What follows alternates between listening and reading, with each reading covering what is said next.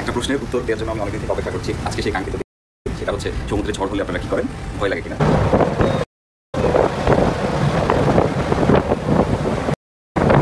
আমার সি লাইফে দেখা সব থেকে ভয়াবহ ঝড় ছিল এটা। দক্ষিণ আটলান্টিক মহাসাগরে 2021 সালে আমরা যখন ভেনেজুয়েলা থেকে চীনের দিকে আসছিলাম, তখন হঠাৎ করে এই ঝড়ের কবলে পড়ি।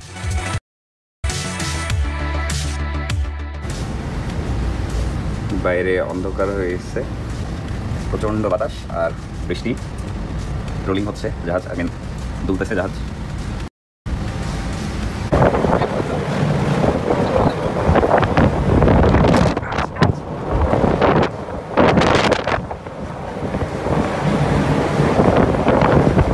ঝড় হচ্ছে, ভয় পাচ্ছি না, সব কিছু ঠিকঠাক আছে।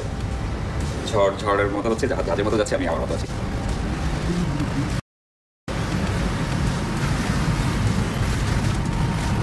বাইরে যাচ্ছে না কারণ বৃষ্টি, আর যেহেতু অনেক বাতাস, বাইরে যাওয়া দেখ না।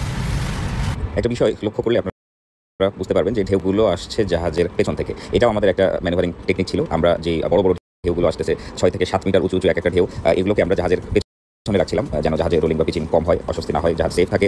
ওই দিন আমাদের জাহাজ ফুললি লোডের অবস্থায় ছিল। আমাদের জাহাজে ছিল 3 লক্ষ মেট্রিক টন তেল।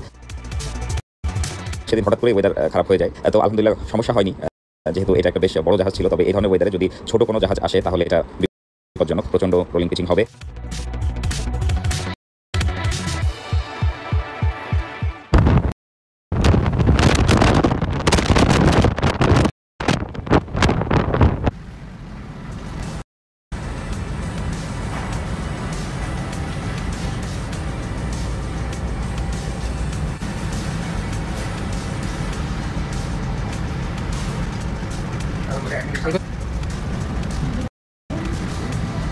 তবে চলছে আমাদের জীবন।